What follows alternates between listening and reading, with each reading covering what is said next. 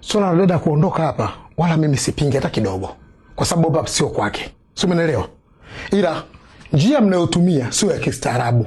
Wala sio nzuri. Mjomba nyamaza bana. Jamani. Hivi ni ustaarabu gani mnaotaka sisi tutumie hapa? Mama si mtu mzima. Si ameambiwa aondoke hapa atakiwa kukaa. Au ustaarabu mnaotaka nyie ni upi? Nichukue nguo watu mtupie nje ndio ustaarabu mnaotaka ili mtu aweze kuelewa mama ni mtu mzima bana anaelewa. Anatakiwa ni kuondoka kwenye nyumba mtoko tubaki tustarehe. Mama, ili ya mambo yaishe. Inabidi tu wewe uende. Sikufukuze mamangu, ila kesho uondoke mkubwa. Mama mwenye hekima angeondoka leo. Wala asingetaka mtoto wake apate shida zote ili na akose raha. Ndio tabia gani hiyo sasa? Kesho. Leo.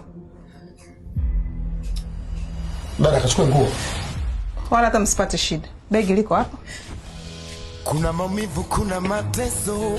Shida yote ya nini mnapata? Kuna machozi asofutika hata kwa leso.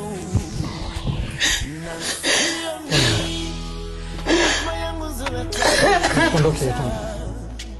Inuka bwana, hebu tondoke, tondoke hebu acha nani yako. Hebu. Sikia.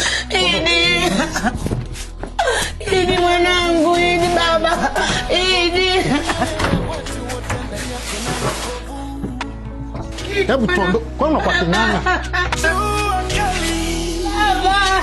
Idi. Wabaya wangu wameondoka. Mume wangu huyo. Mume wangu nataka unibebe, unipeleke chumbani, raha zote nikakupe, hadi upae angani.